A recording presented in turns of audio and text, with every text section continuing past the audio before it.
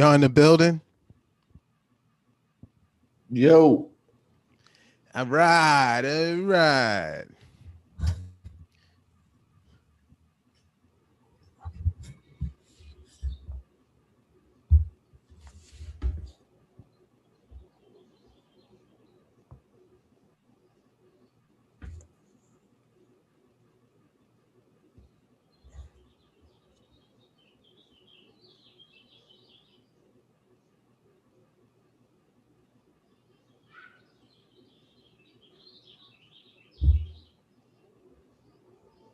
Yo, who bought a bird? You hear a bird in the background? Yeah, I hear birds chirping, and I mean it sounds pleasant or whatever, but just wondering. Oh, snap. That might be my window open. That might be okay, yeah. Yeah, I can make that stop. Nah, man, keep that pleasant shit in the back. Okay. Yeah, man. I fuck with birds. It ain't like dogs barking and then. I fuck with the bizards.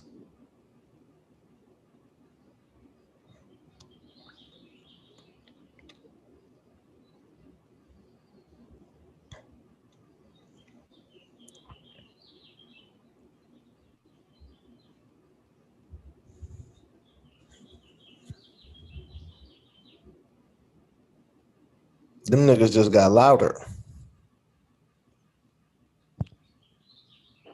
They heard us talking about them. You know how people get to chirping when you start talking about them.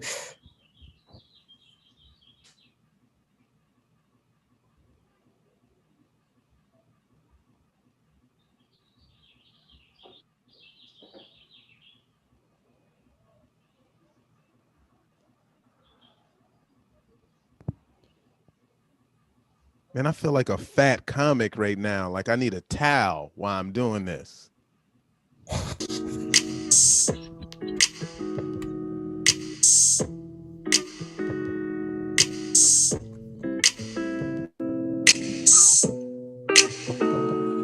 Y'all can hear me?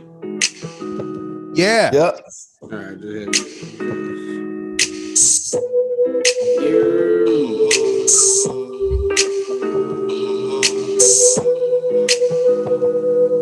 Y'all better sing altos.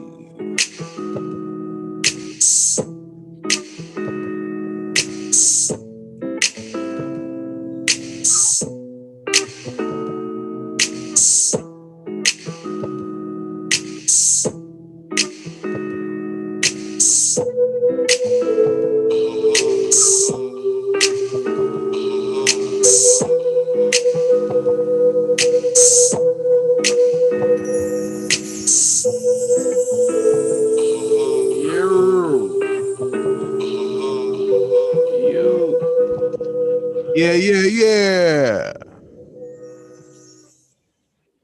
Oh, hold on. Look at that. Hold on.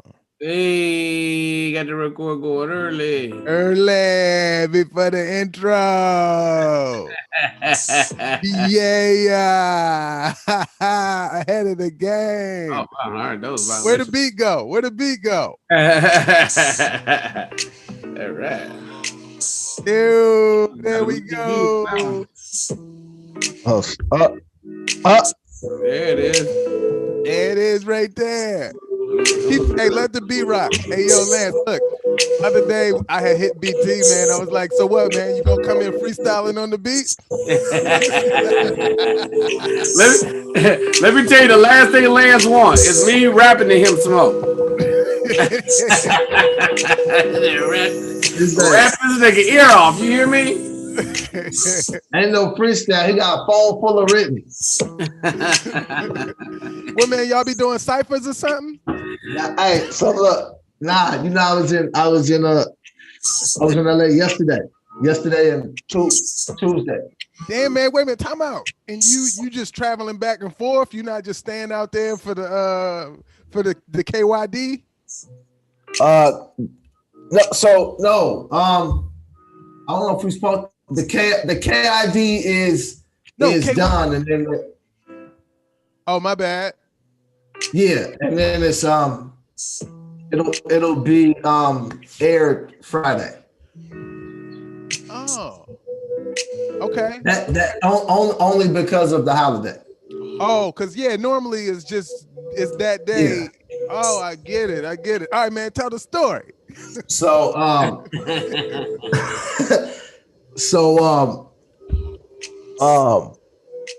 yeah. So you ever see rappers at the radio or like behind the scenes footage when they in the booth but they reading off their phone? Oh yeah. The gun buck you, motherfucker, you's a sucker. And they doing that. Right. BT doing that all night. He's like, so look. He's like, so for this verse, I'm gonna tell you the real, Mike.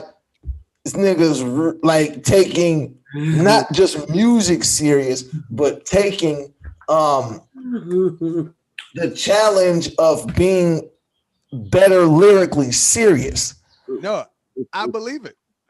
Right? So I'm talking about like studying the art of lyricism.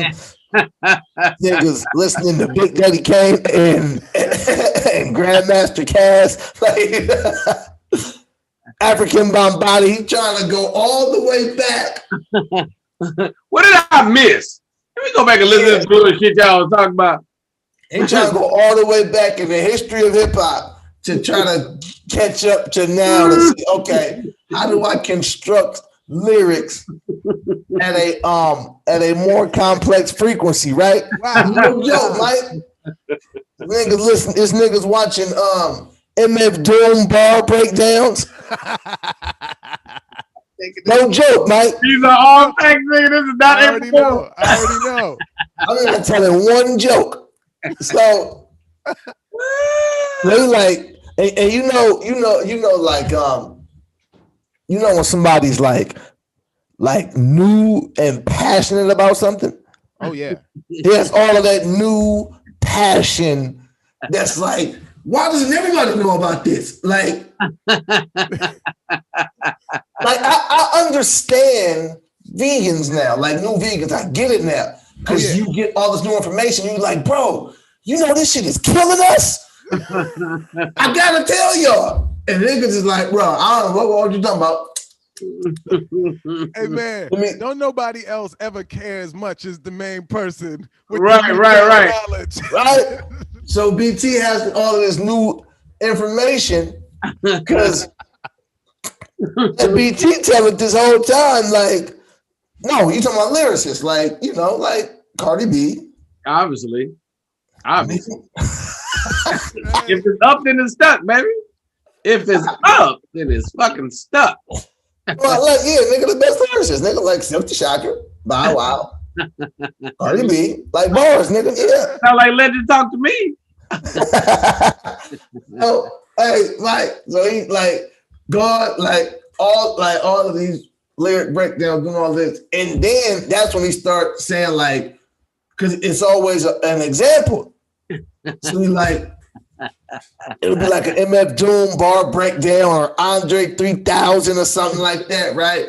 And they'll be like, you know, so Andre did this and he rhymed he only rhymed the last syllable of every bar, right? Or then if this one was like, so he was rhyming the first word here, the third word here, and first and third, he was doing that. And BT's like, damn. And it's like color coordinated and all of this, like to break it down and help you understand like how they're rhyming it, right? So Ah, it would be like the Nas breakdown of play, and then BT is like, see, that's why I did it like this. And then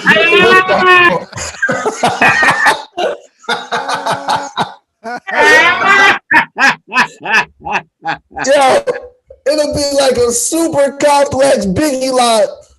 And he like, so that's why, see, on this song, that's why I went, see, normally,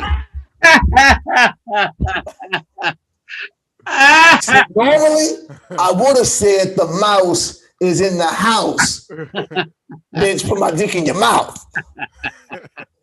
But now that I've been like studying this, see, that's why I did it like this. And I flipped it like that. I'm like, I was in the complex. Yeah. hey, right. I'm like, word. Michael, let me tell you something, bro. Yeah. I have a new found respect for every nigga that ever tried to rap to me, bro. You was just trying to get your little poems off. I'm sorry, fam. I'm sorry for walking away from you in the club. I'm sorry for not buying that little CD at the gas station at the Arco. I apologize. Oh, honest, I do.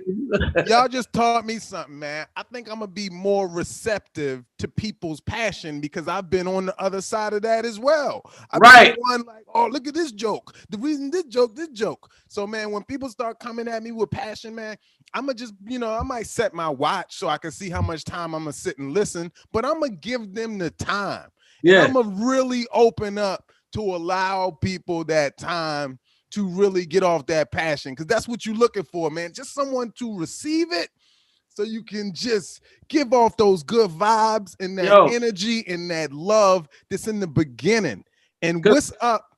I mean, what's up with the passion in the beginning, man? It's like everyone can relate to that feeling, whether it's relationships, a hobby, a new dream. It's special.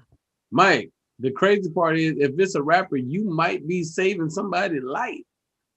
This might be it. If this music shit don't work out, bro, he knocking niggas' heads off.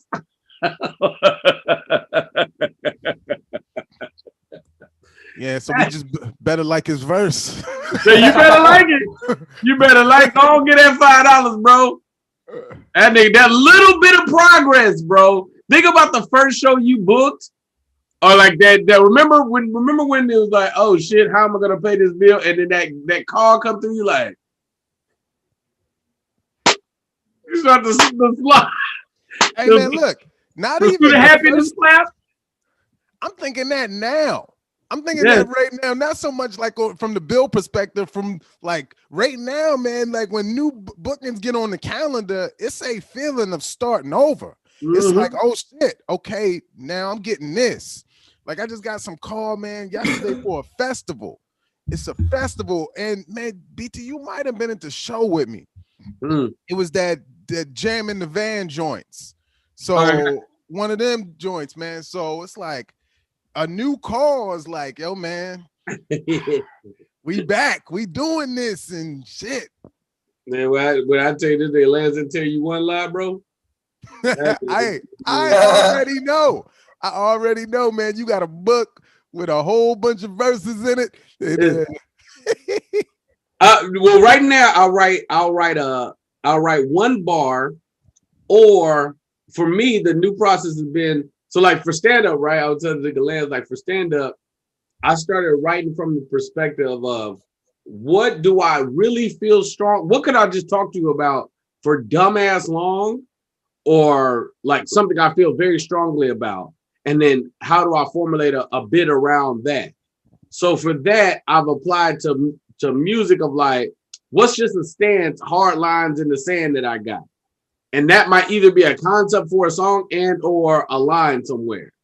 You know what I'm saying? Like so it's been like, it's really just little chunks of those that I don't know what they'll be at some point in time. But let me just get all these ideas out just to kind of formulate, well, nigga. Yeah, I rap this nigga ear off, bro. Yo, man. And Lance is the nigga that'll tell you it's terrible. So it's like So I know if he just ignored me or just like nod his head, I know I'm in a good spot. Cause this nigga just tell you stop, bro. He's just like, hey man, stop. So look, Mikey, not that one. Nigga, here's the kicker, Mike. I thought that nigga, this happens at the beginning. So I'm like, nigga, wait. Left out very important part. Wait, you gotta do the intro, nigga. Oh, damn. Right. Hey, everybody. Welcome to the Black Tea University. No, let me do that again because I didn't want the in it. Welcome to Black Tea University, everybody. Episode 31 in y'all face. Episode 30 is the one Episode 30 is the one we didn't introduce ourselves. Mikey introduced himself at the end, and that was it. Maybe, damn. What's up, y'all? Mikey Winfield here. I don't want to detract with a long intro from myself because I want to stay where we at. And we good. I like always throw the energy somewhere else, you know. So the part that Les left out is I thought this happens at the beginning with the new exciting energy. So, nigga, not only did I talk Lance's ear off, I talked Manny's ear off about rap. Nigga, Hey man, the last thing a polished rapper wants to hear is a new rapper.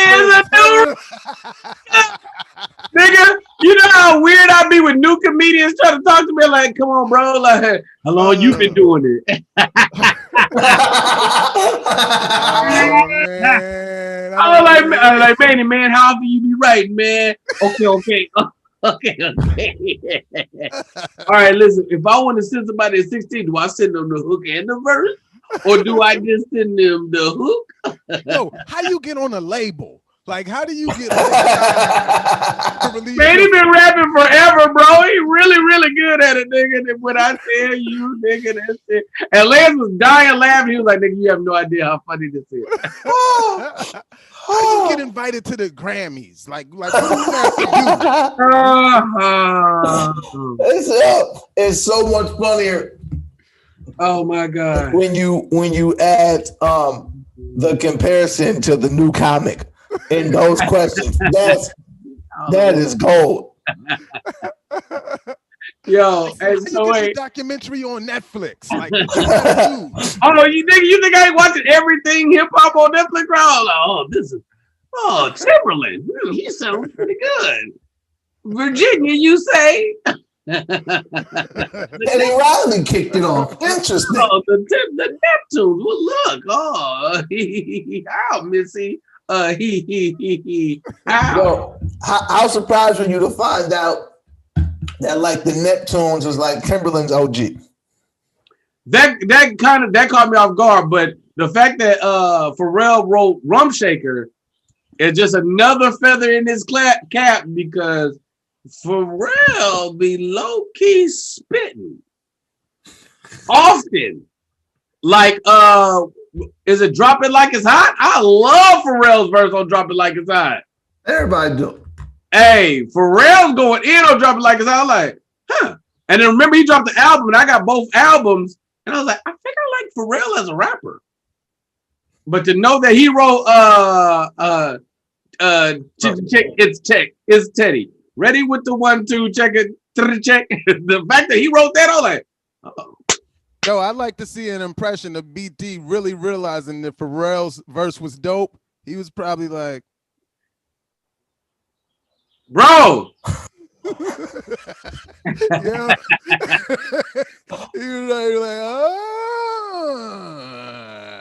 Me, Eligible Bachelor, $1 Million Boat. That's whiter than what's dripping down your throat. I was like, I'm all in at this point. Hey, baby.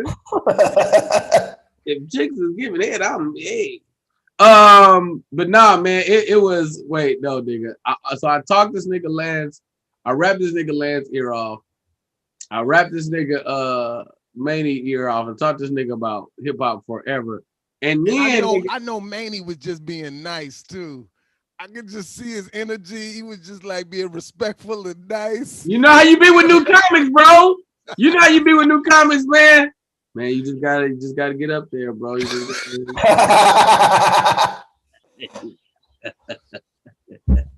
He in there too. Hold up, man. You gotta. He might be in there recording right now. You gotta. Literally, he might be recording. You gotta go do the set, bro. You just gotta keep it up. You know, gotta keep it up, man. I mean, because the most important part at this point is just consistency. Right. You know, and the more you get on stage, you'll figure it out on your own.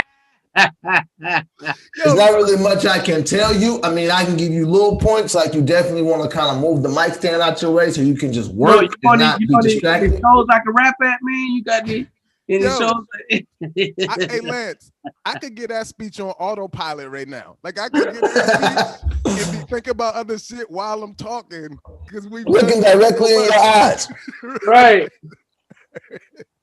Oh, yeah, man. Especially like, cause you gonna figure out like your niche. Like I can tell you how I do it, but you have to figure out what's comfortable for you when you get up there. Cause everybody got like a different style, really. Like if you look at whoever your favorite is, and then look at who the biggest is, they probably got two totally different styles, but they both working.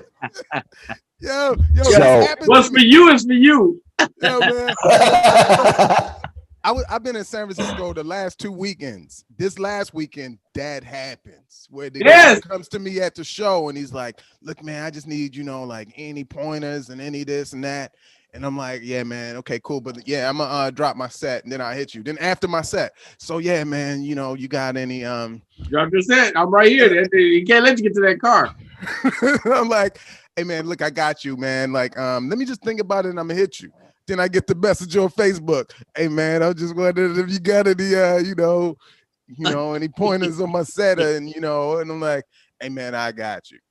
So it's like 3 days later, and I was like, "Hey man, I feel bad that I have not responded, but I didn't have much." So then it's like, "Yeah, man, look, man, like everybody different, you got to put in the time, man." And yeah, it was all written out.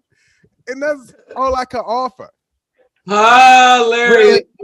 I'm really good at the direct question. Like, this is the scenario. What should I do? Right. I feel much more helpful in that space versus, do you have any advice? Yeah. Help me with, I'm trying to do something. I'm pursuing all my dreams in life. Can you help?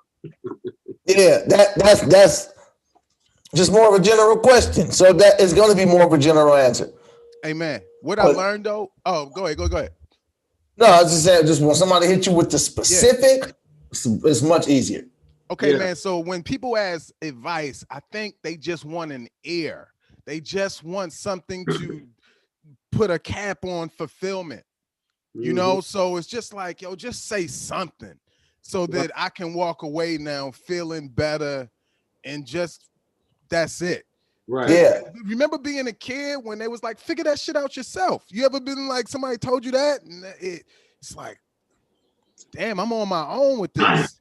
And you truly are a lot of times. Like somebody's advice is not about to change everything in your life, but you are on your own.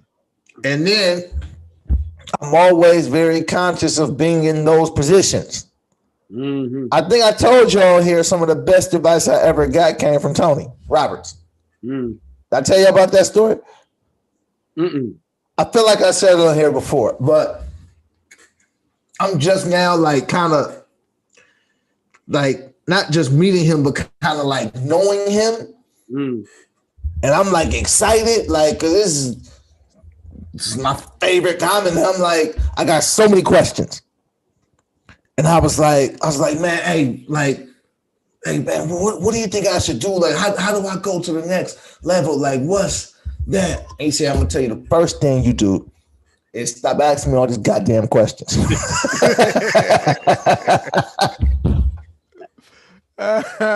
Amen. His advice was stop asking me all these goddamn questions.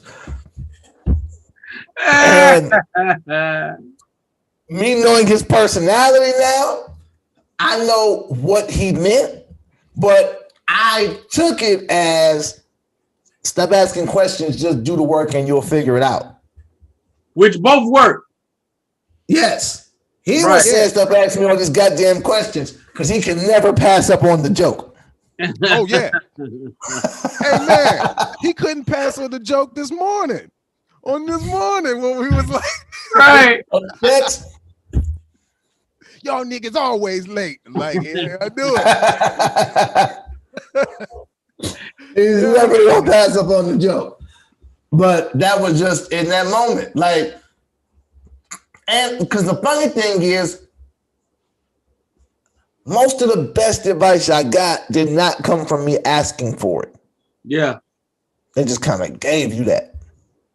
Hey, Lance, you ever watch somebody give you advice by accident? Like you're watching somebody figure something out, and in the midst of them figuring something out, you figure something out. Mm-hmm. You're like, oh shit.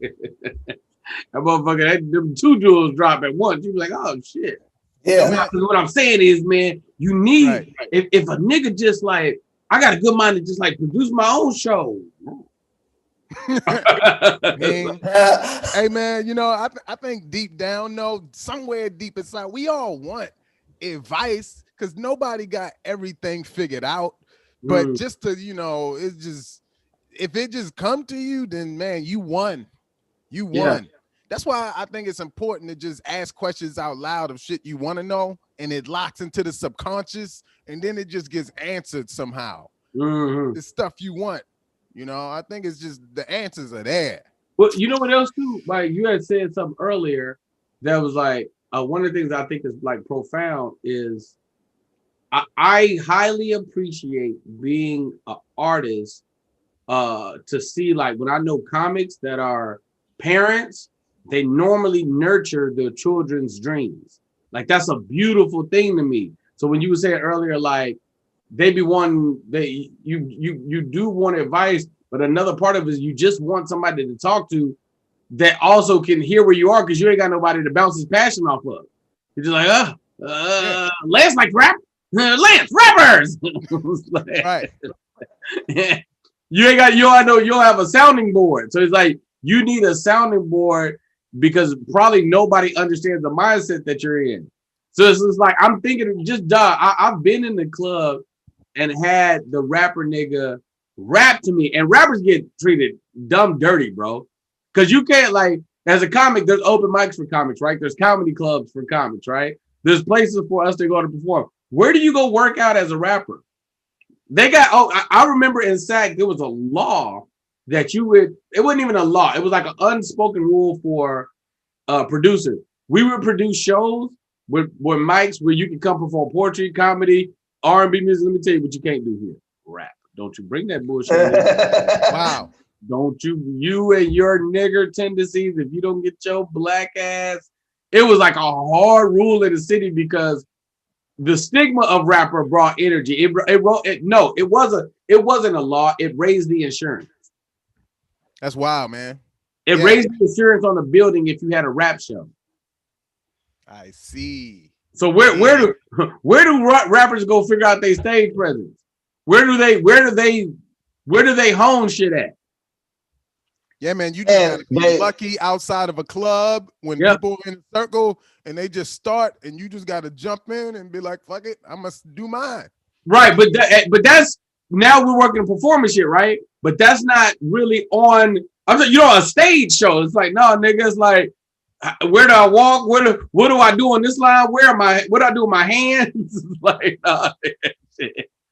That's just crazy. I would go to that. Now that you think about it, I would go to an open mic rap where people just came in and dropped verses that was something, and then it was the next. Mikey, peep this. I've been the one. Nigga, when I tell you, here's the hilarious part. So it was at let's just say a random ass club, right? Any club you can think of that's small, right? It was a little booth. It was dark as fuck. All the walls were like brick. Because brick is harder to shoot, and the bullets don't really fly through brick the same way. So so you got all these rappers in there, right? Some niggas is solo dolo, some niggas is like weirdo backpack niggas, some niggas is gangster niggas that they already got the money and they feel like they own the space. Wait, Mike, there's not really a crowd. and there's no seats. And the space ain't that big, and it ain't that many niggas can perform. So it's like I think of a comedy club with no chairs. But nobody's talking to each other because all the rappers is tough. So these niggas don't commute. And it's dark as fuck, nigga. So it's like a club with music playing that they don't give a fuck about because they ready to perform, nigga. So it's a really awkward environment. And this is years ago. This is way before I ever even considered music. But it's nigga, they were in there and they're talking to each other and shit. Then they do the one song. And here's the funny part. You can tell that this song do good for him every week when he perform. And every now and then some stragglers might walk in. Or another rapper would be there with a girl, his girlfriend or wife or baby mama, and she brought like 2 or 3 chicks with her, and maybe I can get they energy. Just possibly some energy. Like, nigga, it's a sad sight, bro. This is exactly how rap shows are. Yes, nigga. And then so you have that. Those are like the open mic rap shows. And then you have the show where somebody actually put some money up and said, we're gonna have a show. Now, then they call me, they call Mike, they call BT, they say, hey man, can you host this show? I'm like, yeah, it's gonna be like a music show, but I want you to host it. Yeah. All right. Especially at a time where you like, hey man, $300. So right. All right. So now you host the show, it's a rap show, start at 8:00. You get there 7:45. Show don't start till 9:30. Oh God, no, yeah. At the earliest. At the earliest, we're talking 9:30. And then the sound is terrible. And horrible. Oh, it's the sound worst. Is always terrible. All of that, right? Niggas don't know how to hold the mic. Wait, Lance, don't leave this. Not only is the sound terrible, but whatever CD that they gave the DJ, because ain't no band, whatever CD they gave the DJ might not be a performance CD. It might be the actual song. Yes. And then I have the image in my head vividly because I remember the last rap show I hosted. And it's at the what's the spot down? Is that called the Blue Q? Yes. Next to Harlow's. Yep. No, not that one. It's upstairs. No, upstairs from Harlow's is Momo's. No, I thought right down the street was Blue Q. That could be Blue Q. No, that is Blue Q. Oh, yeah, so I named the wrong club. It's the one like Alhambra. It's like on a corner. Okay. It's just that they do a lot of like rap shows there, music shows there. But it'd be so like that's the thing about rap music, right? Okay, so let's just say it's an R&B performance, right? Soul music or whatnot, right? You don't have to know the words, but you say, yo, this sounds good, man. It's just peaceful. Her voice is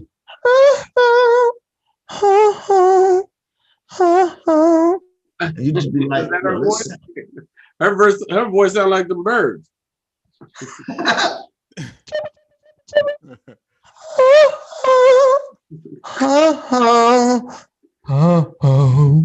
Right? Nobody listens to rap music they don't know. That's fact. That's tough. No one hears rap that they've never heard. And they're like, yo, this sounds pretty good. It's like the thing about live rap is you got to know it to at least bop along with it, do something. But when you just don't know nothing and the sound ain't good, it just sounds like noise. And then this is advice just for all young rappers. It's okay. It is okay to perform without 95 people on stage. Oh, I don't know about that, bro. Yo, I can imagine that probably feel good. You got all your peeps up there. They the only ones know the words anyway. And man, but if it's a show, and there's not a lot of people there, they would serve you better in the audience. Because Mike, ain't nobody in the audience, bro. Yeah, man. They just look like they practicing. And leave that motherfucker like they ripped it. Absolutely. They always leave with their shirt off. 100% of the time. Hey, not this nigga.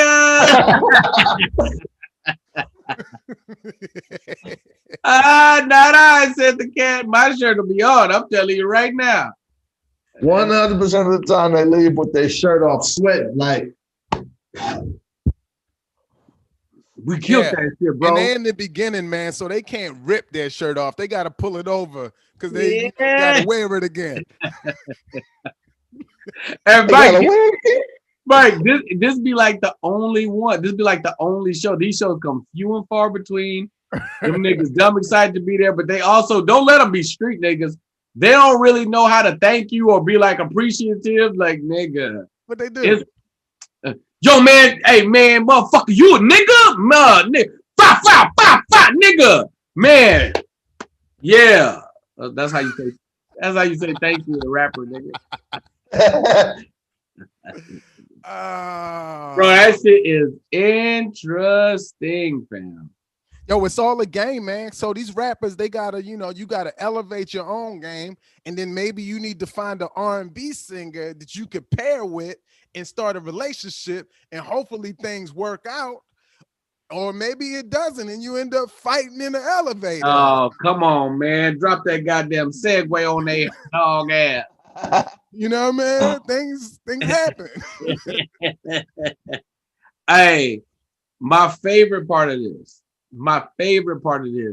is the breakdown on what happened. So obviously we're talking about the Sweetie Quavo thing, right?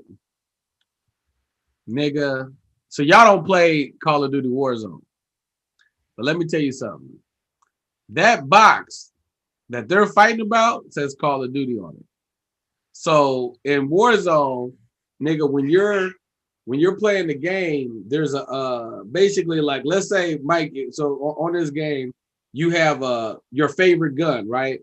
Your favorite gun with your favorite attachments and your favorite like little perks or ability, like being able to run faster or whatever, are in that box. So the boxes drop on this map, like this huge map.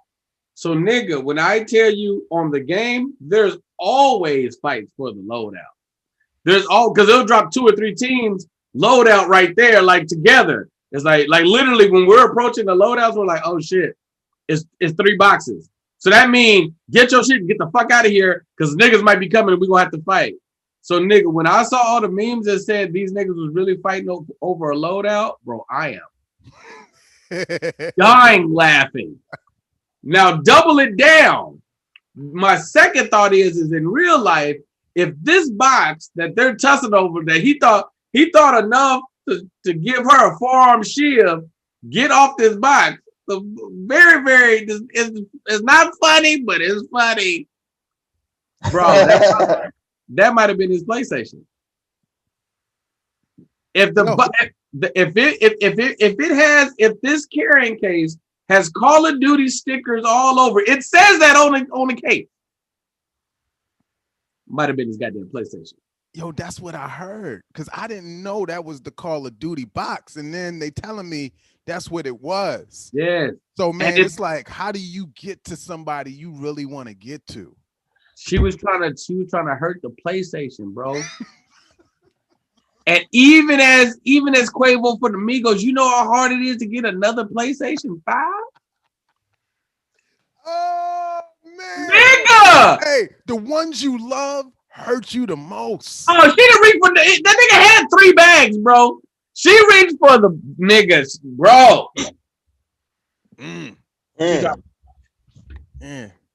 So you got this all, you cracked the case. It was over a PlayStation. I'm not sure it's the PlayStation. I know for a fact that the box say Call of Duty all over it. And I know she was trying to throw it, and she reached for that box, and I'm like, nigga, that's the nigga. Watch, nigga, when you watch the video, watch how delicate he is with that. Oh, He never reaches to pick her up. That nigga grabbed that box and slid that bitch back like, hey. Did. I didn't know what it was, but he did. And just imagine if she had the PlayStation over her head and was like, say something. And he was like, you know, boosh. Yo, man, that's heartbreak. Hey, good topic. You ever had a woman damage your shit off of some you know, off of some disagreements? Damage my belongings. Yo, man, this ain't even a tough one for me. I can multiple times. I had my t-shirts cut up one time a long time ago, which almost led to some chokeholds. Wait. Hold on. Clothing or merch? Merch. Mm. Oh yeah. Hey man, merch. Yo, I know. We talking 20 a pop after a good set. Damage like cut up. Pocket cash. Yo, you talking about? And man, look, if my logic is terrible, because I'm like, if we ain't fighting over bitches, it ain't even that bad. Right. That's the fight. All right, I see where you're coming from. But if there's some other stuff, yo, man, it don't even have to be that serious, man. But over the course of time, yo, I've had flour and egg thrown on my car, man. You remember I had that Jetta? Y'all remember I used to have that new Jetta? Yeah. Flour and egg all over the windshield, man. I came out one day and my car was egged.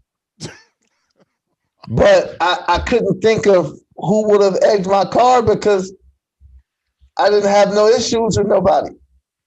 Like there was no argument, there was no nothing. So I was like, yo, maybe this was like random, but it was like, nah, it was only my car. I started looking at the other cars in the parking lot, like, no, this was, unless y'all got something against Corollas.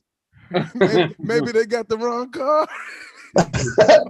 Unless y'all got something against Corollas of a certain year, make, and model. This is personal. Man, egg be tough to get off too, especially if the super hard. Yeah, man. Dogs, when the egg sits, yes, bro, it's hot. The egg sits, and it's like it starts to peel your paint. Yep. You try and get it off. And you know that Corolla paint, that should be difficult. Corolla paint is a whole different ballgame. The champagne color, the little sparkly brown. And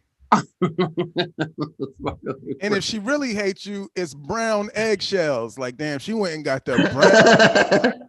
You trying to make it hard and confuse it. Hold on, anything else? I remember the car being egged. That's definitely say Call of Duty on it. Yo, that's some straight seriousness, though. When you got the bro, you got the briefcase. It's real out here. That could be a whole. That looked like a PlayStation box to me, bro. Hey man, yeah, that's definitely not the new suit. No, he didn't give a damn about that black bag. That is, you know what's funny about that black bag? It ain't nothing but money in there. It's probably $80,000 in that black bag. She didn't give a shit. She went for that one, bro. Right. The other bag got enough to buy 50 PlayStations. But they hard to get. You gotta call Lance. I can get 50 new PlayStations, but all of my gamer tag stuff is saved on this one. Oh my goodness, bro. Yeah, that's painful. Yeah, I can't think of nothing else. Like some damaging my belongings. I had a girl try to stab me once. Yeah. So I guess she was trying to damage me. And you belong to you. Well, apparently I belong to the streets. I had a girl, Corvette me. Wait a minute, wait. I'm not finished with that, man. Like, did you block it? Did you run? What happened with the stabbing, with the attempt? She had a knife, and she was like going, "Oh, I hate you, bitch ass nigga, and I'm sick of you." All of that, emotional, dramatic thing that people in relationships do when they got a knife in their hand. So, yeah, she was like coming towards me with the knife. She was real short too. She was probably like 14, like real short. So, she was like coming, and then I kind of like grabbed her arm like this, and then she was like doing this with the knife, and she couldn't move it. So then I kind of like turned her around and like grabbed her from behind, and then the knife just kind of fell, and I stepped on it. I just like, Yo, is this the end of a Lifetime movie? This really happened? This really happened. This was crazy long ago. I was probably 18. So we was probably both around 18 or 17, something like that. Oh my God. Wait, and then keep going. And then once I was like able to grab her, I like kind of like picked her up and like put her on the bed, like, yo. And then I kind of had the knife, like, yo, what are you doing? Like, and then just, I was like, yeah, you should just leave. Wait, you didn't fuck after that? No. Oh, nigga, that's the best pussy. Yo, tell us about it, BT. Absolutely not. I had a chick, like she Corvetted me, nigga, when she was just dumbass mad and fussing and screaming, and then nigga, that bitch, she did what it needs to be, nigga. I ain't gonna lie.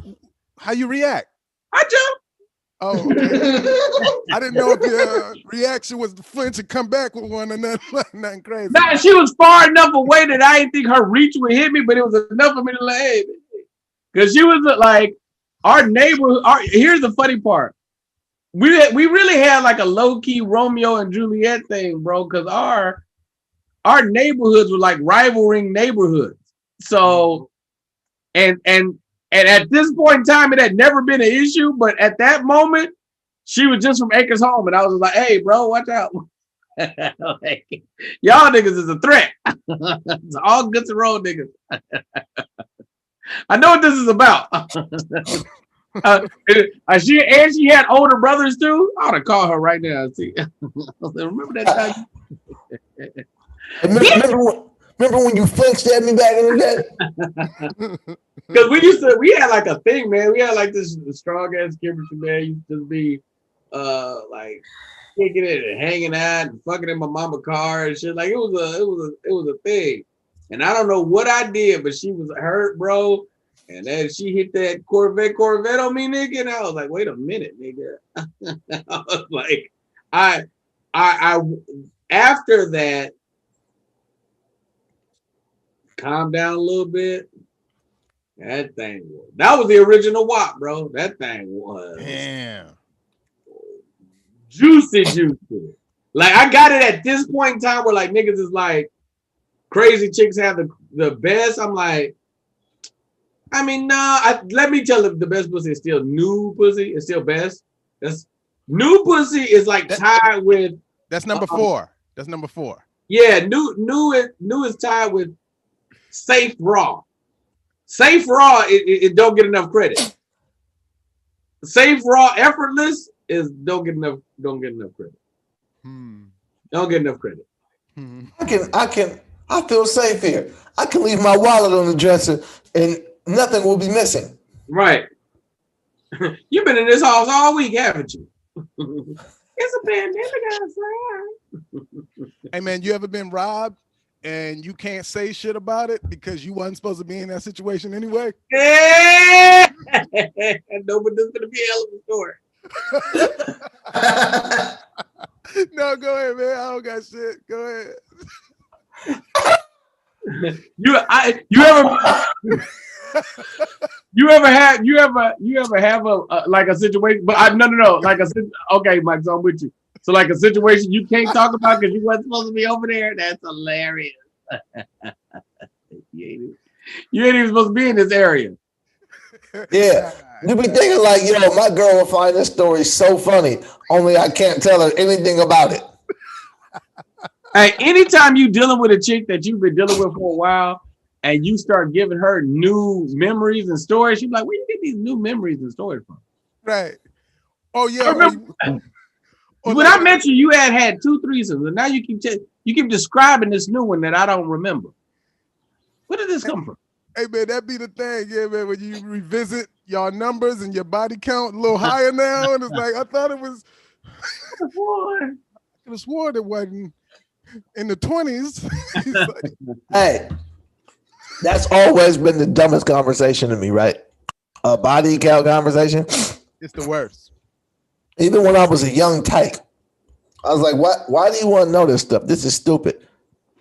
First off, you're going to lie. Yeah. And then, I don't know. I definitely don't know. I definitely don't know. In the beginning, you knew. In the beginning, yeah. Yeah, when I was 17. That's what I'm saying. Yeah, like, but like that, like, bro, no joke. Now, if you try to do that to me, like, I literally, I don't know. First, well, know that it's 3 digits. know that it's 3 digits, and it could give or take. If she takes me back, it might change tomorrow. Yeah, I had no idea. I had no idea what that number is. And we're in a culture now where women, rightfully so, can have any number that they want to have, because that's the power of women not being looked at a certain way for having a high number. But that, I'll never forget Chris Rock's joke. Do. I guess that's how you was raised.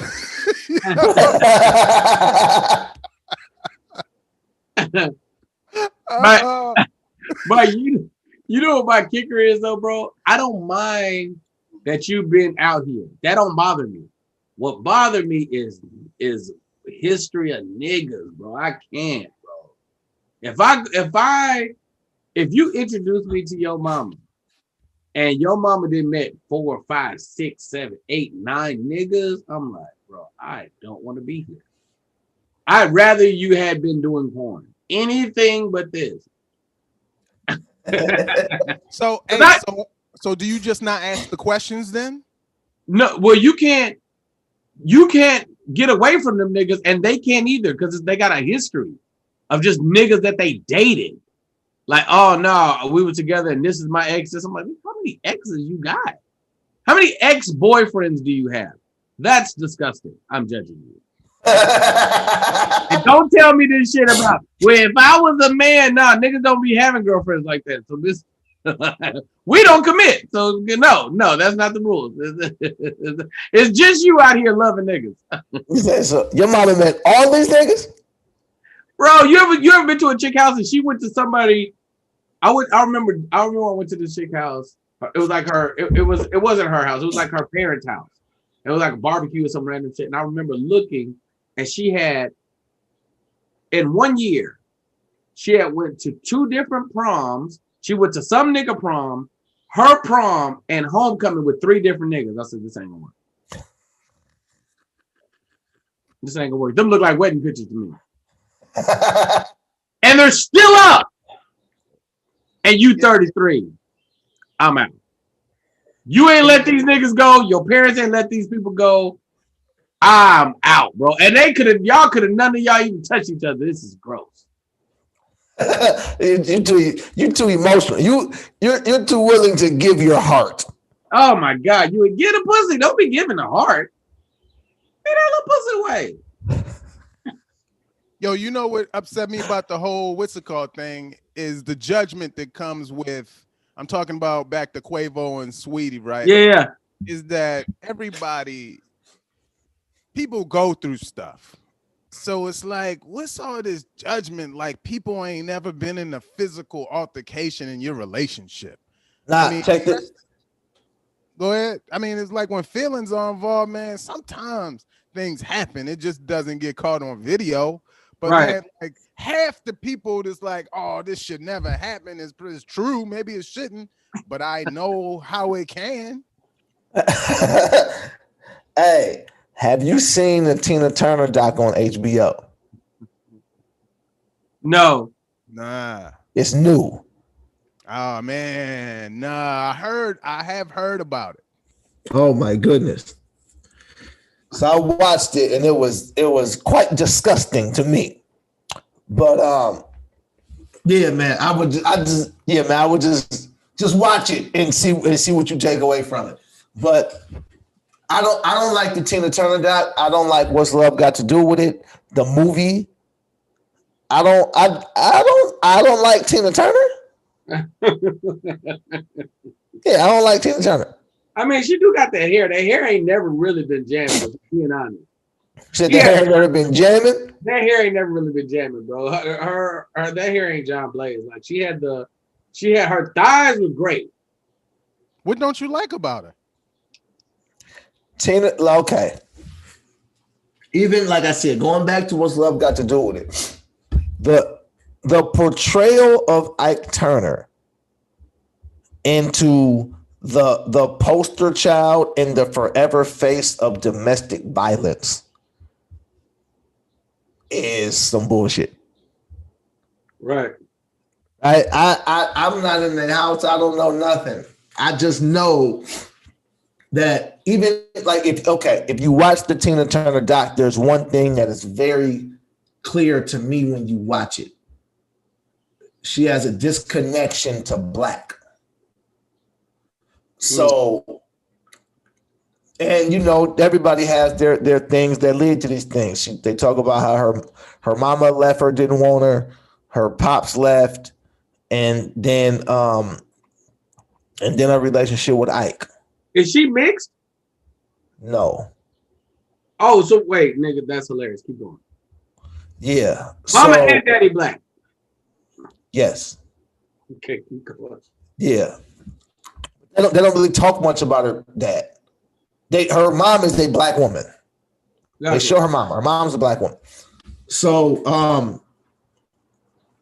yeah. So all these bad things they talk about, and then put it to you like this: when she's talking about Black people, it's negative. When she's talking about white people, it's praise. Because her new husband is a white man. Her managers, all of the people she gives all the credit to for her career are white people. Right? Well, Ike clearly had something to do with his career.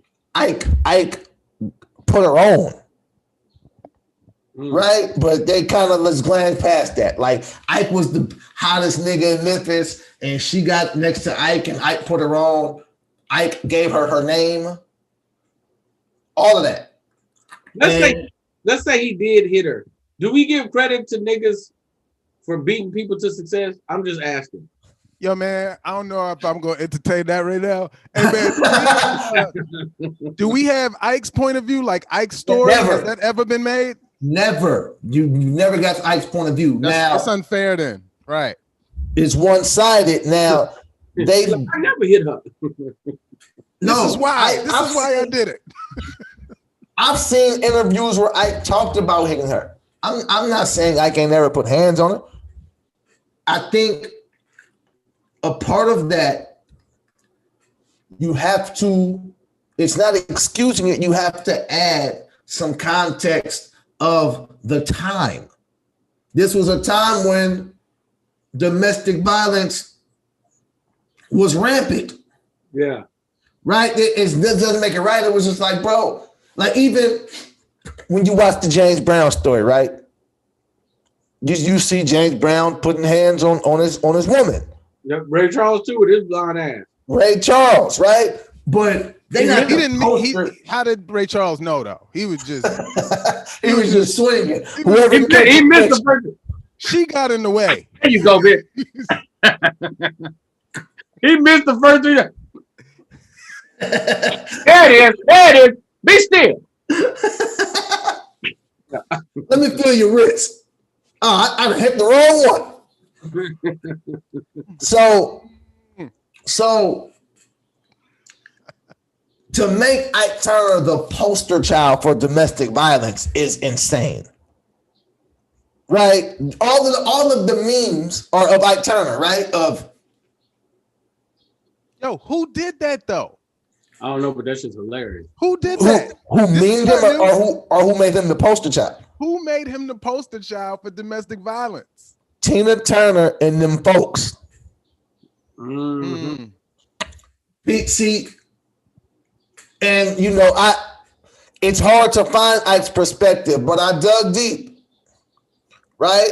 Now, there are theories out there. This is not a theory. This is just what happened. Ike Turner wrote the first ever rock and roll song. That happened. Rocket 88. Ike Turner wrote that. Ike Turner is credited by people around us like a musical genius that never really got the credit because he got hooked on drugs. There's theories about how he got hooked on drugs. Right? Like they really had it out for Ike. Right? Even in the documentary, when Tina left Ike, when she was going to sign with other labels, and the labels was like, we'll only work with you if you away from Ike. Why would that be? Why would a label say we only work with you if you're not with your husband no more? That's none of your business. What I'm doing with my husband or my family, right? Now, one of the white men, her manager or whatnot, came to Tina like, we should write a book. Let's write a book, Tina. I'll write it. Like, what? You see this industry, the agenda that they've always had to make black men look a certain way. Oh my God, yeah.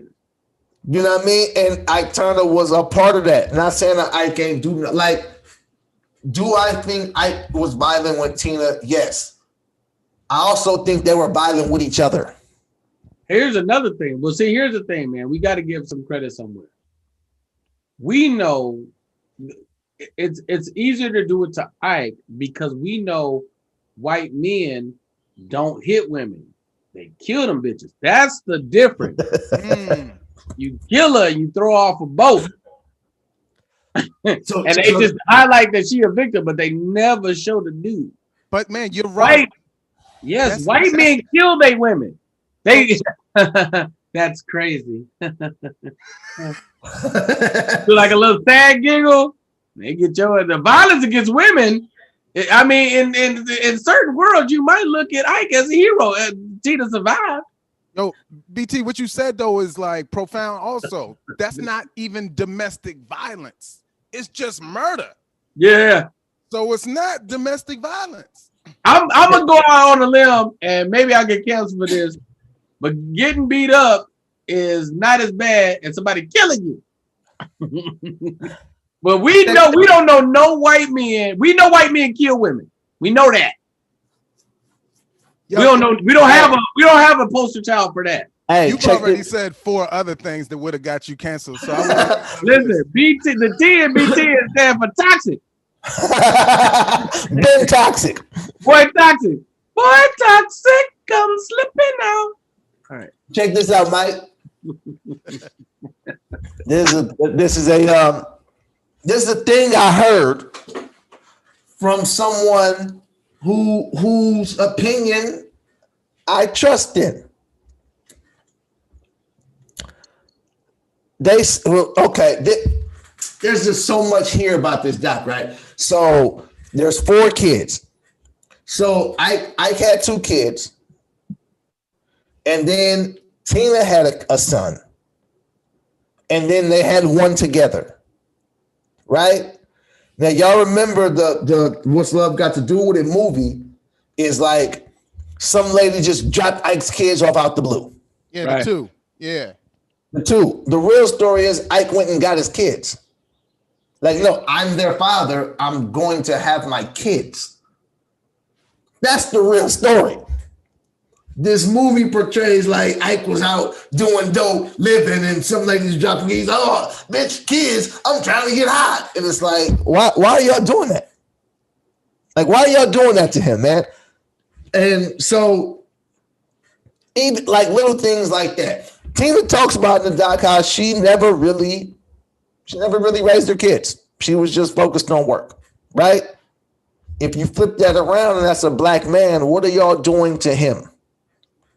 Are y'all praising him for not fucking with his kids because he want to be a star? And yeah, man, it's a crazy space because if we like with starting last what you said at the beginning, Ike Turner is the poster child for domestic violence. Mm-hmm. But there is no poster child for killing wives. There's no poster child for shooting up schools. There's no poster. There's faces to attach to this stuff. There's no, but they don't. It's just a white man with a bowl cut. Yeah, they'll a nigga that refused to get a fade. Like they'll make a story out of it, but like you'll see, like somebody said something about Snap. You'll see it on Snap, or you'll see it like they'll make sure we highlight this story. Oh, the sad story of Amy Beauregard. She was such a queen. It's like, but what about? Let's talk about the messed up dude that did stuff to her. Because if it's reversed, the story of Tina Turner isn't. The story of Tina Turner isn't how Tina like was able to get out of this. It's how horrible is Ike, and by the way, good thing Tina got away from him because woo, black man evil, like divide the family. Yes. Yeah. So if they were fighting, that's different than he coming in the house every day beating you up. Bro, something I heard from someone who I believe when they speak, Tina Turner was a pimp. That's what he said. He said, so this is back. Anime back in the day was a pimp, like a violent, like a pimp. And it makes sense because she had no parents. Her parents ever she out on the street, she gotta figure it out. Right? So they say no, Tina been violent. Like she's been violent. Like she's pimping. So they saying his thing is Ike Ike took her out the game. He saved her?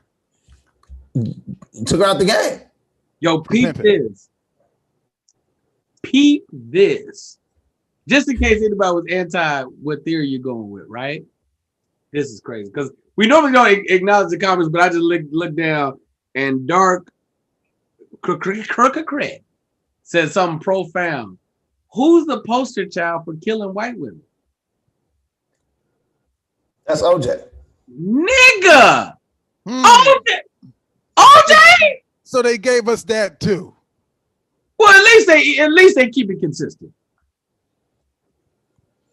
All these white men killed all of these white women, and the poster child for killing white women is OJ Simpson. That is crazy. If you want to talk about killing a white woman and make it connect where everybody knows what you're talking about, say OJ Simpson. If you want to talk about domestic violence against a woman, say Ike Turner. That's insane. That's insane. Jeffrey Dahmer. That is. Yes. Yo, we just cracked the case here at the university. I feel like this right here is groundbreaking to open minds to see that the portrayal of the black man is to be tainted, is to be ill-willed, is to be, taken down. This is the example. Yeah. I mean, OJ is one guy. Yeah. So he down, not to get twisted. OJ definitely killed the white woman, but yeah, that's what I'm saying. But it's only one guy. If the glove don't fit, you must have quit. Hey, that's crazy, bro. I mean, listen, we know that there is a systematic. I really don't like the.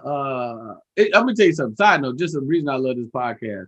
For anybody listening, the way that we bounce back and forth between humor and like serious stuff is always extremely fun to me. But my brain just likes dark humor, so it's just like it's an interesting space. Anyway, we know that there is a legit effort from media to demonize black men. It's always existed. It still exists to this day. It's never going away, right? Like, well, I ain't gonna say it's never going away, but it still exists to this day for sure, right? And then take that and put it next to. You ever get distracted by something on TV and you can't help it, bro? Mm-hmm. There's a Church's Chicken sandwich commercial on right now, and I hadn't even been considering the Church's chicken sandwich. Right. I ain't even know they was battling, but I saw it and I was like, all right, Church's Chicken, I gotta find a Church's Chicken. Yeah, like they're gonna try to enter the conversation now. Yeah, I gotta see who won here. But no, like there's something to be said about like how it's like not only do they demonize black men, but next to that, then they might elevate black women to separate us, right? Because if black men and black women are together, then that's a win. If black women are shining and you're moving in the powerful position, but there's no masculine energy to provide, protect, that don't exist. It's like if we're not there to protect them, then it's just like, yeah, you can do it on your own. You're independent and amazing, but this is gonna be a harder battle because it's 2 against 1. Yeah, that's a purposeful tactic that they've been doing.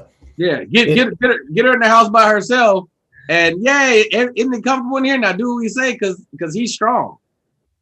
Yeah, man. It's like even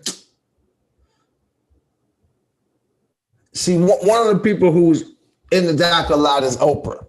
Mm-hmm. And you know, Oprah has been doing this to black men consistently.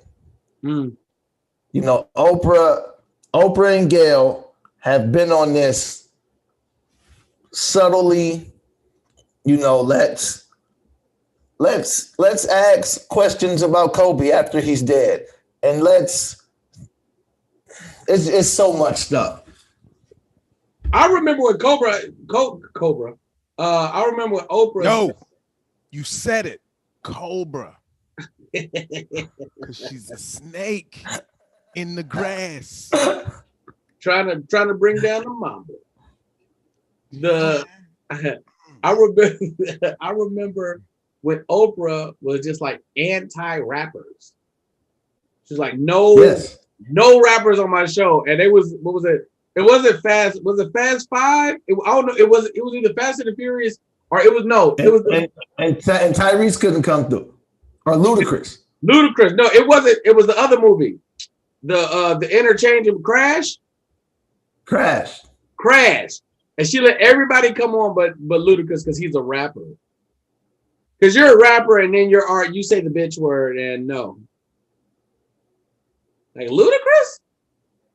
Ludacris? Would you let Mark Wahlberg on the show? Because he was a rapper too. Definitely was a rapper.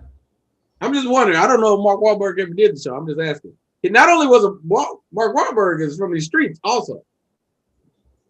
And Mark Wahlberg has Mark Wahlberg has a case about, don't he got like some beating somebody up and calling him a nigger case or something like that? Yeah. From way back in the day? I know he went to, I know he did time. I don't know what it was for. But this go all the way back to like all the stuff we're seeing going on with the football dude right now, but nobody say nothing about Big Ben. And I'm just like, yo, but Big Ben though. But Big Ben. You got to think about they had a list of the most hated NFL players of all time, I would probably say Michael Vick is at the top of that list. Which makes Married at First Sight a very interesting show. Right? For the dogs. Mike, you know exactly what I'm talking about. But the crazy thing about Mike Vick is people think Michael Vick went to jail for dog fighting and he didn't. Yeah. Michael Vick went to jail for it was the money, like it was the transporting of the money past certain lines. It's all of these weird little technicalities, right? It's like dog fighting is illegal, but cockfighting is legal. Like, yo, what are we doing? I never understood these things. You know what I mean? I don't be knowing, bro. Yeah. You know, so and like when Oprah was like having Jay-Z on the show, that was strictly because he's with Beyonce. Yeah. You can't ignore him. You can't ignore him because he's with her. She's too big. You love her. And, you know, we had this conversation the other day.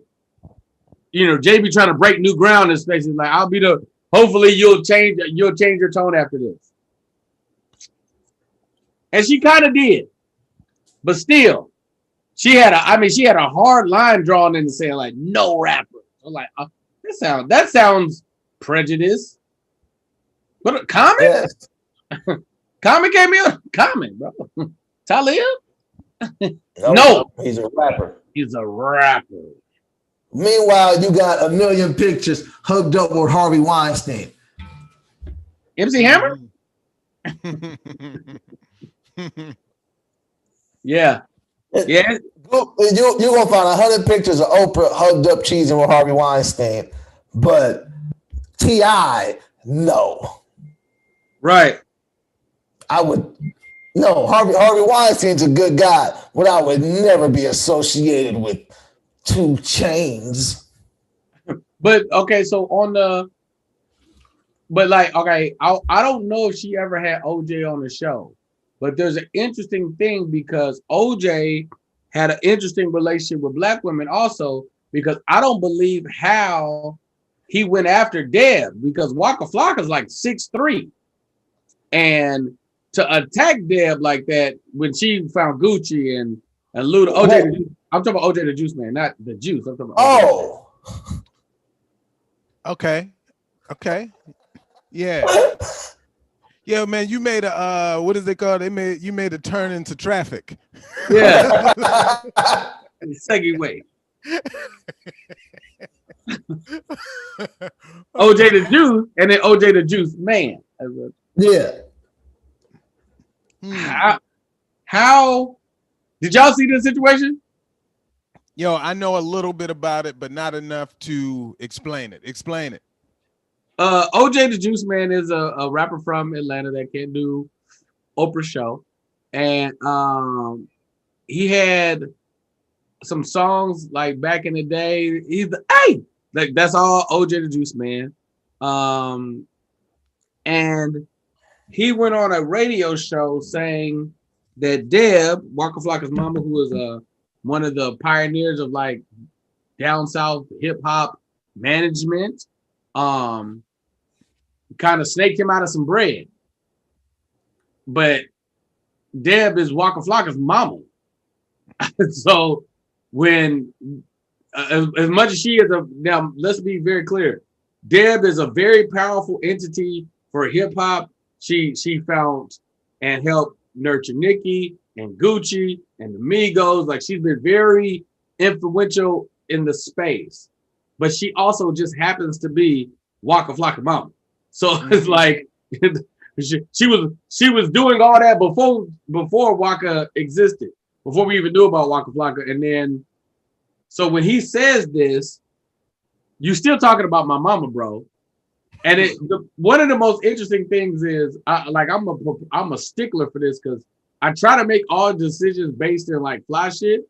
And when people are doing lame shit, if you give it too much energy, you by default will end up lame.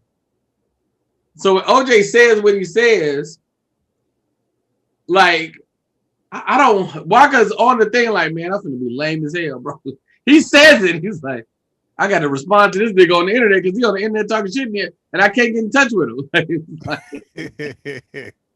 That's the way nowadays. And, yeah, he's just like, yo, bro, you got to stop talking about my mama. But it turns into some shit, and I don't know Juice Man's story. I don't know about his I don't know. I honestly don't know his pedigree. I know the consistent story about Waka is he a street nigga, but he's also pro like physical shit. Like he's quick to fight at all times, which makes sense because the nigga's like 6'4". He also is a big ass nigga, and it's a really interesting space. I don't know, bro. I don't know. How does Dev, if this is your mama, how do you protect her in this situation? It's because it's interesting because you my mama, but you also in the industry. Exactly. So you got to deal with what comes with the industry. But another part is they all got a relationship. So it's not like Waka. They don't or they do? They do. Got you. At some point in time, Waka know OJ. Right. This ain't me talking about Deb and Waka don't know me at all. And it's like, where is this coming from? It's like, you know where it's coming from. It's not new information. Yeah. You know, I told you gotta watch the Hip Hop Uncovered. All right. You seen it, Mike? Now, will that clear this up? No, not at all. But it's just interesting. You get on Deb though, for sure. Yeah, a lot of insight on Deb, her brother Bimmy, who was original member of Supreme Team. Trick, Haitian Jack, and Big U. You know, Big U was like rolling 60s, Crip. But like really high up. Trick is the nigga who runs Detroit. Yeah. Yeah, I remember the no fly zone stuff. I definitely know. Yes, Trick is, yeah. You remember that, Mike? Nope. The no fly zone stuff. So you remember when Rick Ross had a show in Detroit and they wouldn't get off the bus? Yes. You remember that story? Yeah. That was Trick saying this nigga not performing here. And he said his problem wasn't with Rick Ross, his problem was with the label. Basically, and this is what you're supposed to do. He was like, yo, y'all not gonna be booking shows out here and not putting Detroit artists on. Period. Right. So if y'all want Rick Ross to do whatever, then he opening. Right. From Detroit. Y'all not just gonna come out here, get money, and leave? Not. And at this point in time, Detroit was like in a really bad spot. Yeah. It's on the rise now, but it was bad. So you're like, that's not gonna happen. We're not doing that. So that's what the no fly zone stuff was about. So another thing happened with Young Berg. Young Berg came through and somebody may or may not have took his chain, and then they was on the internet taking pictures with it on. But yeah, you know Haitian Jack. You familiar with the name at least? Oh, I do.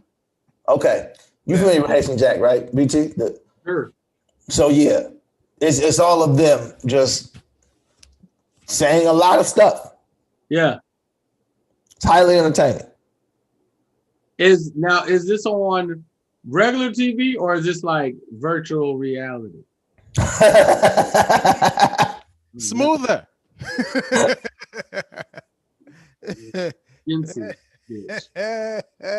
Lance, you gotta tell Mikey what it was like because he don't know. Hey man, check this out, cuz.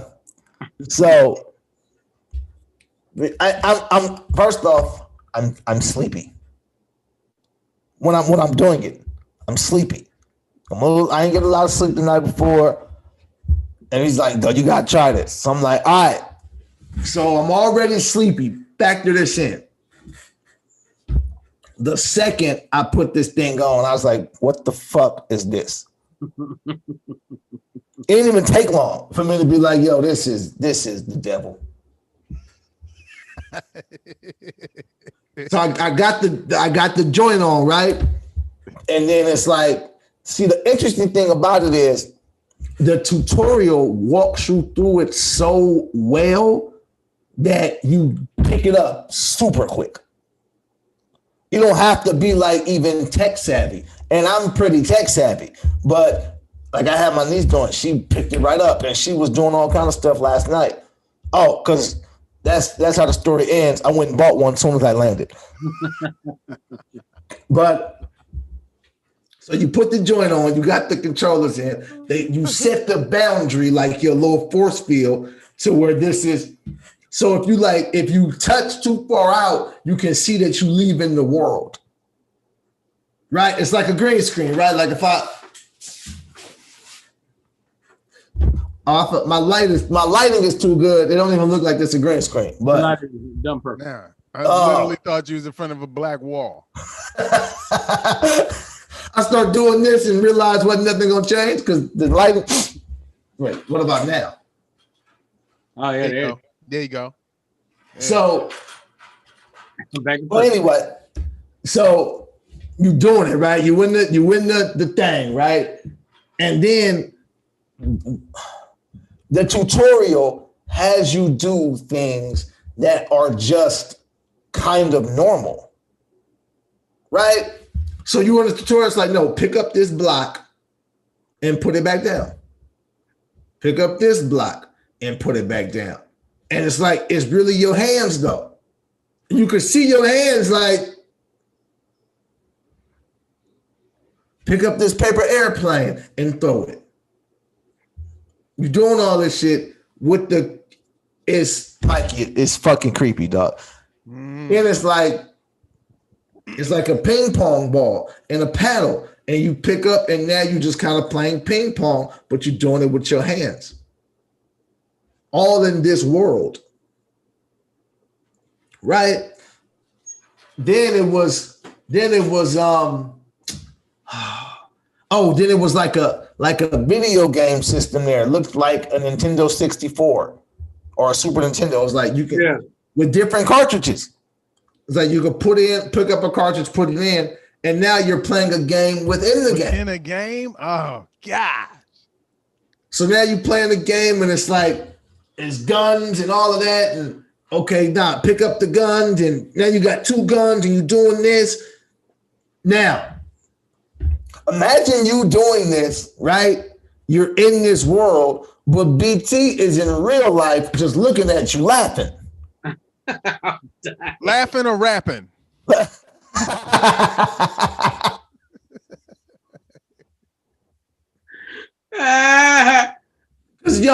Because to the outside world, nigga, I'm just sitting here like this.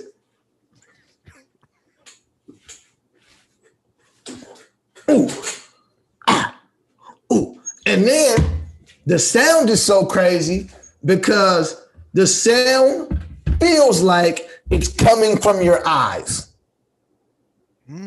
The way the glasses, because I can hear him talking to me. I can clearly hear BT talking to me or laughing or rapping. And I can clearly hear this. You feel what I'm saying? It doesn't sound like they're over talking each other. It sounds like, no, BT's talking to my ears and this is talking to my eyes. Damn. Right? Then you play all these games and all that. Okay, now when you're ready, take out that cartridge and put in another one. Don't mind if I do, lady. And you do that, and then it's another game you play. And then, I don't even know how I got here. Some little virtual bitch was like, let's dance.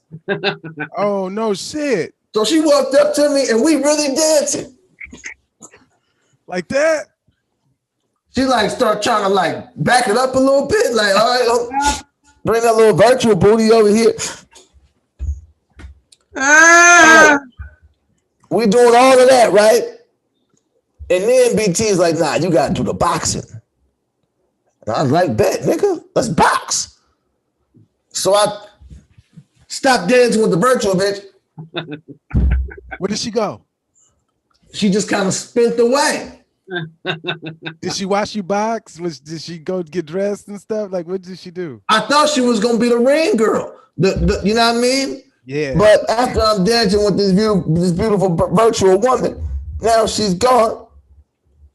Okay, that's fine. Now I gotta go to the boxing, right? So now I get to the boxing. I gotta step on the scale first. Oh shit. So I'm looking for the scale. And then BT's like, no, look to your right. It was a scale to my right. He said that. It's over there. I had to physically pick my feet up and hop onto the scale. How much you weigh? How much you weigh? How much you weigh, nigga?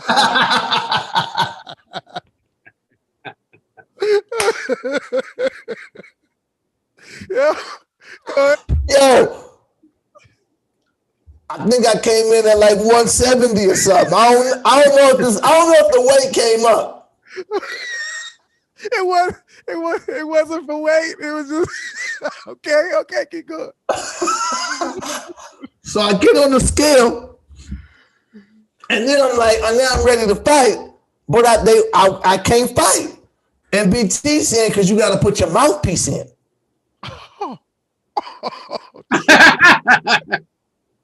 So look, hey Mike, so I'm like this. Is it in? He's like, no, if you look around, there's a mouthpiece there waiting for you. You thought you was just gonna put a fake ass piece in your mouth. Yo, I'm like, we ready? Like, I look a little north of where the scale was. There's a mouthpiece waiting for me, new in the package. Wow. Take the mouthpiece in, put the mouthpiece in. Once the mouthpiece is in, now my opponent is just there in the other corner waiting for me. Yeah. He was a white dude in green shorts. He had a headgear on. We was just gonna spar, right? So now it's bing, and we sparring. Now I really gotta throw punches, Mike. Yeah. I can't just press, but I gotta throw punches. He right here in my face, I can see him. Right? When I go look, I'm watching him block. I really gotta do this, right? His punches is coming to me, they hitting me right here. I could see him, but I'm blocking them. At least I thought I was. I'm getting right, boom. We only spar for 1 round. Oh no, 2 rounds. At the end, we both in the middle of the ring with the ref there, the decision coming in, and your winner by unanimous decision. When I heard that, I started getting my thing ready to raise my arm in victory. And they said the other person. And I was like, what? You got your ass whipped? Mike, let me tell you. He didn't hurt me. He done no damage. I was moving. I was faster. I was landing more power shots. It was clearly a virtual bet going on. The virtual mob was involved because clearly I was prettier when I left than I was coming in. That's how much he didn't hit me.